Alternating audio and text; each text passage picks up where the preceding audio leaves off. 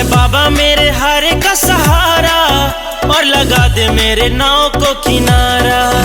है गुलाब फूल बड़ा तुझे प्यारा, तेरे सिवा कोई और न हमारा।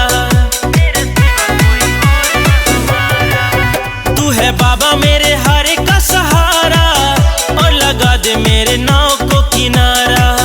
है गुलाब फूल बड़ा तुझे प्यारा, तेरे सिवा कोई और न हमारा। रवि गौतम शीश झुकाए आके सुबह हो शाम जी।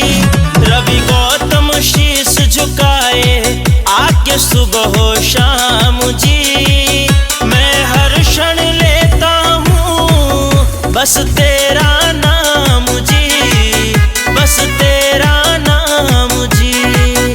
मुझे अपने शरण में ले लो बाबा खाटू श्याम जी। मैं हर क्षण लेता हूँ बस